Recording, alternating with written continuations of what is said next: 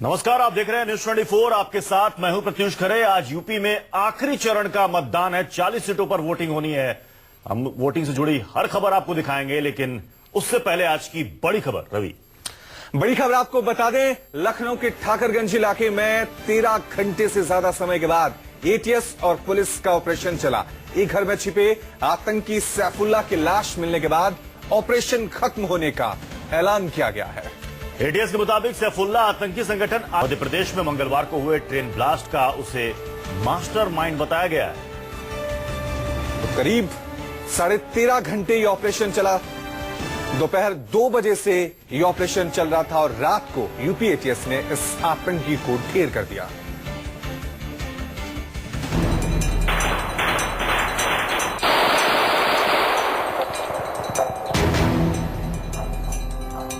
लखनऊ के ठाकुरगंज इलाके में 13 घंटे से भी ज्यादा तक दहशत का माहौल बना रहा।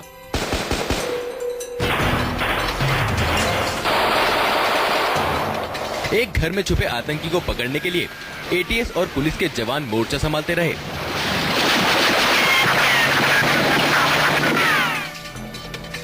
मंगलवार दोपहर करीब 2 बजे से शुरू हुआ ये ऑपरेशन बुधवार तड़के करीब 3:30 बजे जाकर खत्म हुआ। आखिरकार आतंकी सैफुल्लाह मारा गया है।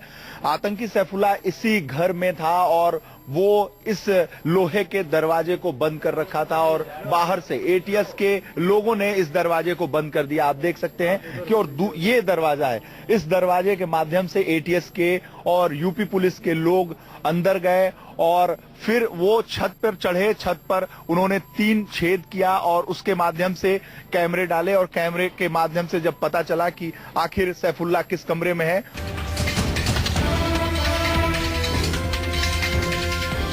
13 घंटे से भी ज्यादा चले इस ऑपरेशन में दुनिया के खूंखार आतंकी अबू बकर अल बगदादी के संगठन आईएसआईएस से जुड़े सैफुल्लाह नाम का आतंकी मारा गया। पहले तो कोशिश उसे जिंदा पकड़ने की जा रही थी। लोग चाहते थे कि सैफुल्लाह को जिंदा पकड़ा जाए। केंद्रीय गृह मंत्रालय लगातार यूपी पुलिस के संपर्क में थी, डीजीपी के संपर्क में थी। उनका भी निर्देश था कि आतंकी को जिंदा पकड़ा जाए ताकि उससे सुराग मिल सके कि जो नापाक मंसूबे वाले दूसरे लोग हैं जो देश में दहशत फैलाना चाहते हैं, उत्तर प्रदेश को तबाही मचाना चाहते हैं, वो कौन कौन से हैं। लेकिन आखिरकार सैफुल्लाह मान नहीं रहा था। उसे सरेंडर करने के लिए कहा जा रहा था, लेकिन वो बार बार कह रहा था कि मैं शहादत दूंगा, मैं लड़ूंगा, और वो फायर कर रहा था। और एटीएस के मुताबिक चीली बम और आंसू गैस का इस्तेमाल करते हुए आतंकी को घर से बाहर निकालने की कोशिश नाकाम रहने पर उसे चेतावनी दी गई तो उसने कमांडो पर फायर कर दिया। जवाबी कार्रवाई में आखिरकार वो ढेर हो गया। पूरे टैक्टिक्स का प्रयोग करते हुए कोशिश की कि इस व्यक्ति यानी सैफुल्लाह को जीवित पकड़ा जाए, लेकिन ऐसा संभव नहीं हो पाया।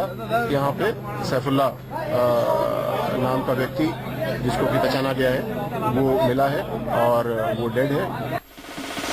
मध्य प्रदेश में मंगलवार सुबह एक ट्रेन में हुए धमाके के बाद 4 संदिग्धों को गिरफ्तार किया गया।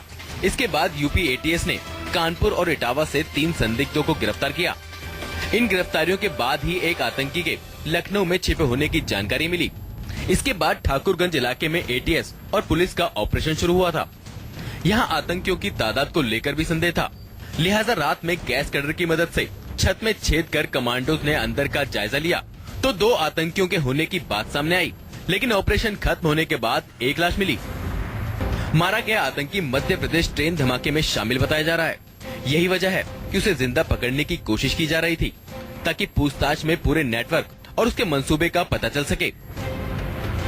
हालांकि उसे जिंदा नहीं पकड़ा जा सका, लेकिन इस पूरे ऑपरेशन में राहत की बात यह है कि किसी भी जवान या जनता को कोई नुकसान नहीं पहुंचा।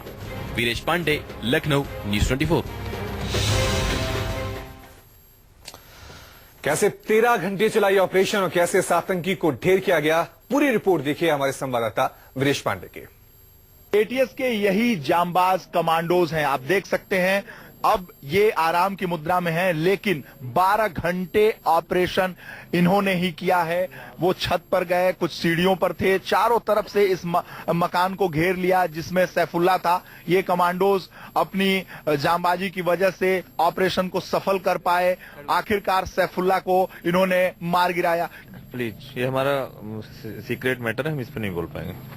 एटीएस कमांडोज का कहना है कि जो ऑपरेशन है वो काफी सीक्रेट है, लेकिन वो बोलने को तैयार नहीं हो रहे हैं। लेकिन यही कमांडोज हैं जिनकी बदौलत ये ऑपरेशन सफल हुआ है। कैमरामैन सचिन के साथ वीरेश पांडे, न्यूज 24 लखनऊ। और अपडेट के लिए चलते हैं सीधे लखनऊ अपने संवाददाता वीरेश पांडे के पास। वीरेश, सैफुल्ला तो मारा गया, लेकिन जिस तरीके से कल कानपुर और इटावा से भी कुछ संदिग्धों की गिरफ्तारी हुई है, क्या माना जाए कि कुछ और आतंकी छिपे हो सकते हैं यूपी के अलग अलग ठिकानों में? इससे यूपी पुलिस और साथ ही एटीएस इनकार नहीं कर रही है, क्योंकि जिस तरह से फैजान की गिरफ्तारी कल कानपुर में हुई, इटावा में कुछ संदिग्ध पकड़े गए, फिर लखनऊ के बगल में उन्नाव में एक संदिग्ध को हिरासत में लिया गया है, उससे पूछताछ की जा रही है। तो जिस तरह से ये कड़ी लगातार जुड़ रही है उत्तर प्रदेश में और लखनऊ के आसपास के जिलों में, जैसे लखनऊ फिर उन्नाव, उसके बाद से कानपुर, कानपुर के आगे इटावा, तो ये जो चरण है वो बताते हैं कि कुछ न कुछ और आतंकी अभी उत्तर प्रदेश के अन्य शहरों में छिपे हुए हैं। और यही वजह है कि जो उत्तर प्रदेश के संवेदनशील जिले हैं उसको हाई अलर्ट कर दिया गया है। केंद्रीय गृह मंत्रालय लगातार उत्तर प्रदेश सरकार के संपर्क में है, डीजीपी गृह सचिव के संपर्क में है और उसे ये ताकीद की जा रही है जो आईबी के इनपुट्स हैं वो मुहैया कराए जा रहे हैं, क्योंकि कहा जा रहा है कि जो फैजान की कानपुर में गिरफ्तारी हुई, इटावा में गिरफ्तारी हुई, उन्नाव में जो गिरफ्तारी हुई और फिर सैफुल्ला के बारे में जो जानकारी यहां प्राप्त हुई, वो केंद्रीय गृह मंत्रालय यानी के द्वारा जो इनपुट दिया गया था, जो आईबी के द्वारा इनपुट दिया गया था, और जो फैजान और इटावा और उन्नाव में पकड़े गए संदिग्ध थे उनकी जानकारी पर सैफुल्ला को यहां ट्रेस करने एटीएस की टीम आई थी। लगभग 2 बजे ये ऑपरेशन शुरू हुआ और जैसे ही एटीएस की टीम ने इस मकान की घेरेबंदी की, उसके बाद सैफुल्ला ने उन पर गोली चलाई। उसके बाद जो एटीएस के जवान थे, यूपी पुलिस के जवान थे, उन्होंने क्रॉस फायरिंग की। वीरेश, सैफुल्ला मारा जा चुका है, कोशिश ये की जा रही थी सैफुल्ला को जिंदा पकड़ा जाए ताकि मकसद का पता लग सके। जो और गिरफ्तार हुए आतंकी, उनसे कुछ जानकारी मिल पाई है कि आखिर इन सब आतंकियों का मकसद क्या था? देखिए, जो सैफुल्ला के पास से जो बरामद हुआ है उसमें आईएसआईएस का मैप बरामद हुआ है और साथ ही जो और फ्लैग भी बरामद हुआ है और साथ ही उन्नाव में जो संदिग्ध आतंकी पकड़ा गया उसके संपर्क भी बताए जा रहे हैं कि वो आईएसआईएस का आतंकी है। और साथ ही इटावा और कानपुर का जो ग्रुप है वो भी, उसको लखनऊ और कानपुर मॉड्यूल कहा जा रहा है और ये आईएसआईएस से जुड़ा हुआ मॉड्यूल है और इनकी गतिविधियां लखनऊ और आसपास के जिलों में और खासकर पश्चिमी उत्तर प्रदेश में ज्यादा रहती हैं। और साथ ही जब एटीएस के आईजी से हमारी बात हुई, उनका कहना है कि इस संभावना से हम इनकार नहीं कर सकते हैं कि उत्तर प्रदेश के पश्चिमी इलाकों में इनकी गतिविधियां ज्यादा हैं और कुछ और संदिग्ध आज और कल में पकड़े जा सकते हैं। चलिए, यूपी पुलिस और एटीएस की ये बड़ी कामयाबी है कि उस आतंकी को मार गिराया गया, कुछ संदिग्धों को पकड़ा गया है, कुछ संदिग्धों को हिरासत में लेकर उनसे पूछताछ भी हो रही। बहुत बहुत शुक्रिया वीरेश हमारे साथ जुड़ने के लिए। तो लखनऊ में मारे गए आतंकी सैफुल्ला का मध्य प्रदेश में मंगलवार सुबह हुए ट्रेन ब्लास्ट से कनेक्शन सामने आया है। ट्रेन में धमाके के सिलसिले में 3 आतंकियों के पकड़े जाने पर मध्य प्रदेश के मुख्यमंत्री शिवराज सिंह चौहान ने एटीएस का शुक्रिया किया है।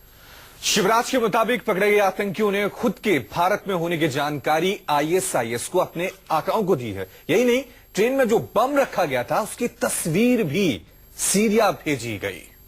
वक्त हो गया यहां पर एक छोटे से ब्रेक का।